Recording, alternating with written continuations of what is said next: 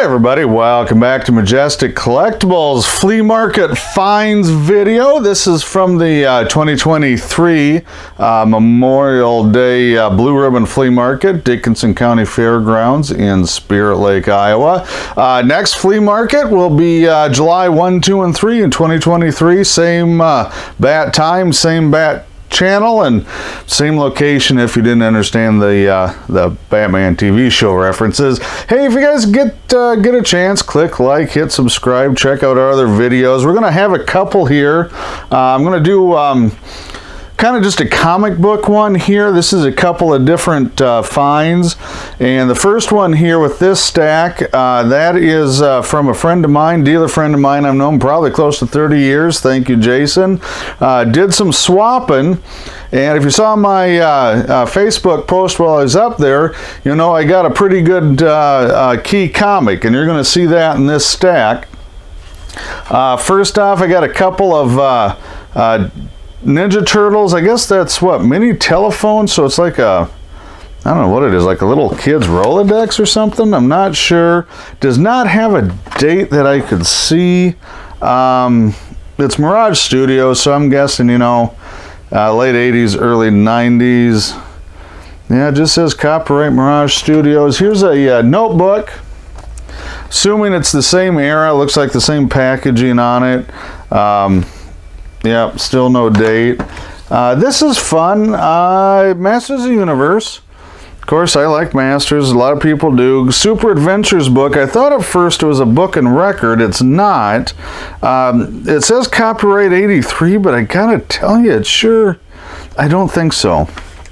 I think that was the copyright of the original story. This looks like a lot newer book. If anybody out there knows on these Super Adventure books, let me know. But beautiful painted cover on there.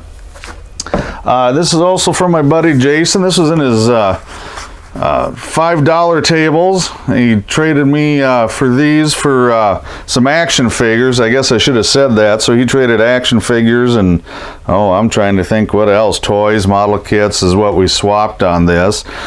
Harvest Gold Texaco Farm notebook, 4 of those, 1940, and you can see on the date February 40. That's the date code down there, and it was a 2 years, so 40 and 41. Got a couple of Turoks. That's 4-color 656, so that's a newer one. Forgot to look up which number that was. I'm thinking it must be 2, 3, 4, somewhere in there on it. Here's another Turok. I gotta look up the number. I didn't write it on here yet. Number 16 from 1959 on that. Beautiful cover. Both of them, I think, well, the 656, you probably couldn't see it. There's some creasing down there and stuff. That's probably a good. This is a solid VG, maybe a VG plus. Here's a really nice Justice League, kind of a very 60s style cover without a doubt on it. Again, very clean book, especially for a black cover on that. And you can see, boy, it's, you know, a little spine stress, but very solid. There's a crease there. It doesn't really break the color much, but very solid VG book on that, VG plus maybe. Our Army at War, and that's 112. I can't remember. I was thinking this was a first appearance or death of issue. Kind of, I guess, a semi-classic Kubert cover with the current members of Easy Company on that. 1961. Just a little bit of a split up there. But, again, solid VG book, I think, on that one. Really nice cover, displays well for the grade, so that's really nice. Here's a really sharp John Wayne photo cover. It's John Wayne number 8, Duel of Death. You better be careful, Pilgrim. And 1951 on that. Interesting part about this is the lack of tanning. I don't see many of these books. Haven't seen them. I haven't seen John Wayne for probably well over 10 years. and these parts. Very clean copy, Toby Publishing, but they had a lot of problems with tanning and brittleness. And as you can see, just probably off-white pages, very tight pages, no tanning on the inside cover. Very unusual. Probably hang on to that one. I don't think I have a whole lot of interest in selling that. That's, I think, the nicest John Wayne, nice copy of a John Wayne comic I've ever owned.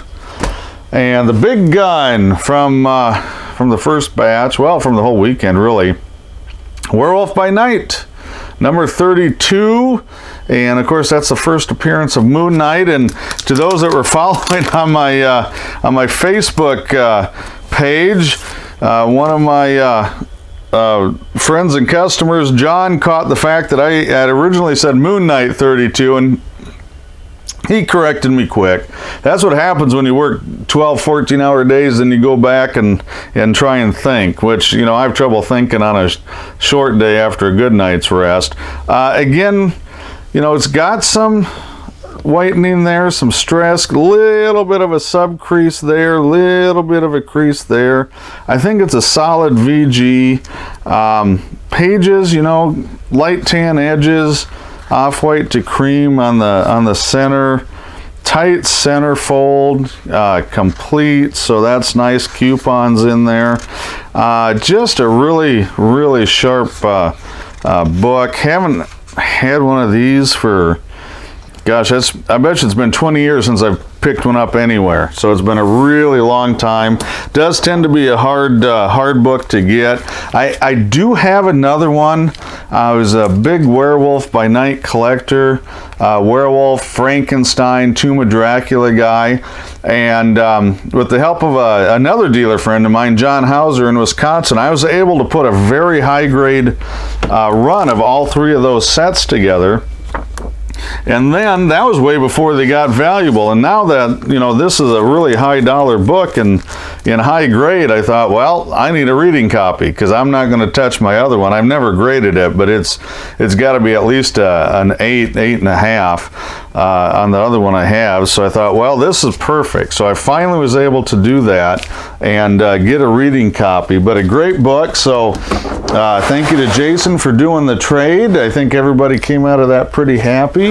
Now here's another set. A different dealer in the next building. If you watch the video I did of the setup day on YouTube, so I did the walkthrough video, and it was the very first building I was in. It's right where I started that video, but he wasn't there yet. So this dealer wasn't set up at that time because it was early in the morning. And I actually didn't know about these until, boy, I think it was the last day. It was either Sunday or Monday. I was walking through and he stopped me and says, hey, I know you like comics. And these were at his booth. And so you can't see it. There's a little bit of water damage on this one, but very, very nice clean cover. X-Men 62 on that. Kazar, which is still kind of one of the odder mashups I've ever seen, even for Marvel. Here's a king-sized special one. Origin of Captain America, Bucky Barnes captured, Midnight. So basically, if you look through here, you can see there's a lot of cool art in there. There you go. Stan Lee, Jack Kirby, Dick Ayers, Artie Simek, and just classic stories here. Great ads. You know, I still think these things are very undervalued. Reintroducing Cap's sensational sidekick, Bucky Barnes. Origin of Captain America. So, you know, if you want to get involved in some of this classic stuff, annuals and specials, there's some high ones. Your X-Men, you know, giant size 1 and stuff, got a tear down there. So probably just a VG at best on that one. But good place to start. A lot of great stories in these annuals and giant size. One of my favorite Silver Age covers ever. Captain America 115. So there we go. We got the Red Skull in there. Date, let's see, let me get it right here, 1969. So just a little bit older than I am. Stan Lee, John Buscema, Sal Buscema, and Sam Rosen. So just a classic, absolutely classic cover on there. And classic art. It's pretty tough to beat a book like that. And solid mid-grade, I would say VG. You might sneak fine out of it, but it's going to be right in that range, you know, VG to fine, I think. Avengers 93, another one of my favorite covers. One of the first Avengers comics I ever owned as a kid is this one, and I don't think I bought it off the shelf. Pretty sure I bought it secondhand, probably at a flea market when I was a kid. 71, so yeah, I wasn't quite buying them by then, but always enjoyed that. You got the FF on there, you got Cap, Thor, Iron Man, Vision, Scarlet Witch, a lot going on in that book. Again, great art on that. Probably, again, I think close to fine, VG plus fine on it. Very solid book. X-Men 61 here. We'll take this one out quick. Hopefully I'm not boring you guys, but it's always nice to see a little run of this mid-grade Marvel stuff. Little soiling, some foxing, so it must have been around some moisture. Sauron cover with the angel. And let's see, how many of these did I watch as a kid? Oh, Casper, Smokey, yep. Yeah, oh, that's about it on that one. I didn't watch any of the rest, so just a couple of them. There's no Scooby-Doo on there. There's a huge Scooby-Doo fan. I'm not a big Daredevil guy, but, you know, that's a cool cover. Number 77's got Namor on it. Got Spider-Man coming in on it. Let's see, 1971 there. There's the opening splash panel. Just really neat all the way around. Again, kind of an affordable book. I mean, the Daredevil stuff, even with the crossovers, is not, you know, usually not as high priced as the regular Spider-Man or whatnot.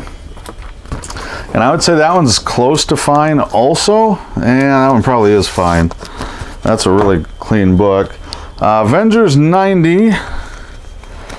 And again, just another really clean copy of that. You know, it's got the Wasp on there, Roy Thomas, Sal Buscema.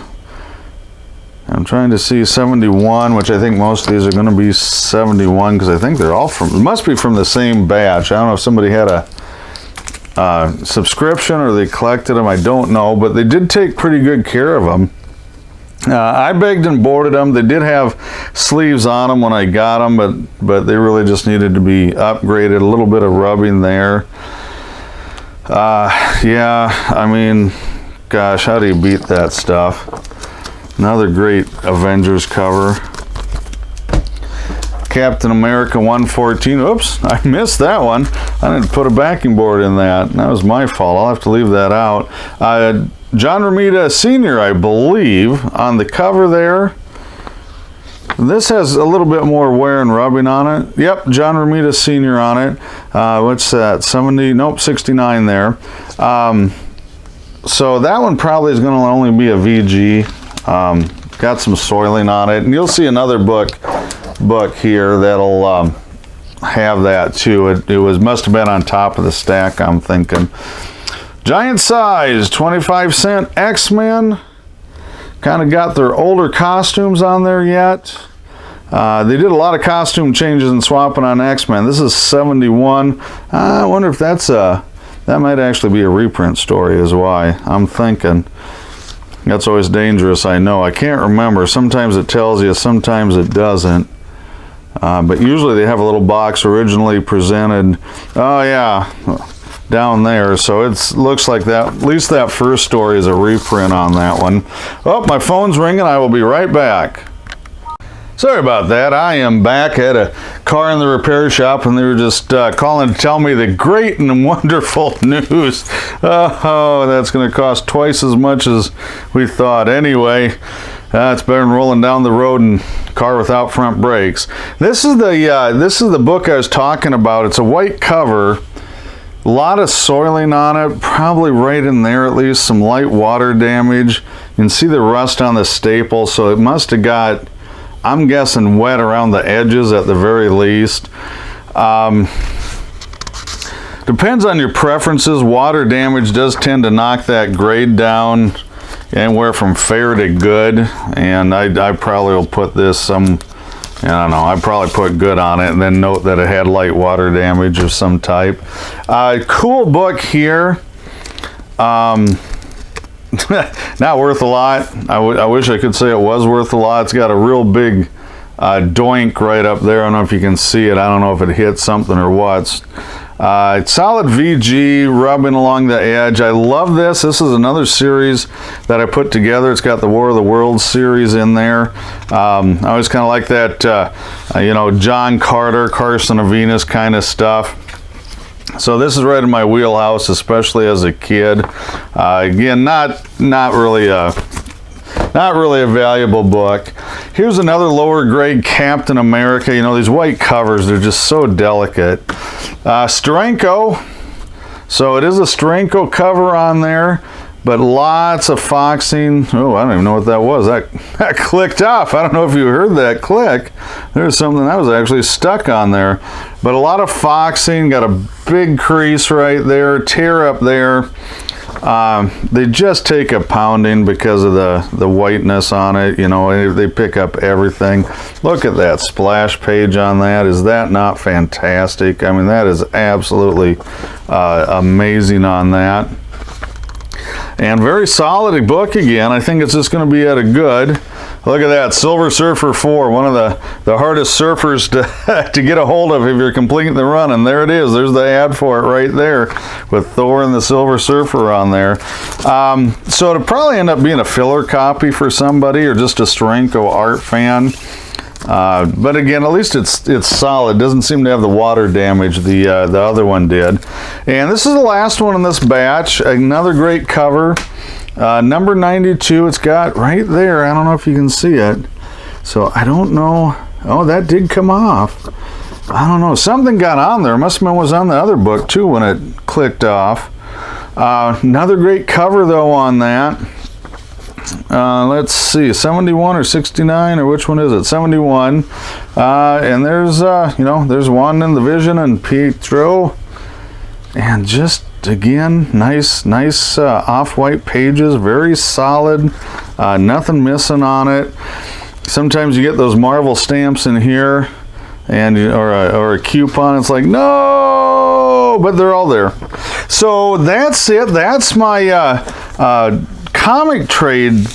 Well, the first one was a comic trade. This one I purchased. We worked out a cash deal on this, so this was not a trade, but I thought it was a pretty good buy, so appreciate the working with me on that. And check out, we got 2 more videos, at least 2 more videos of flea market finds coming up. They're probably even going to be longer than this one, so you've been warned. Thanks for watching.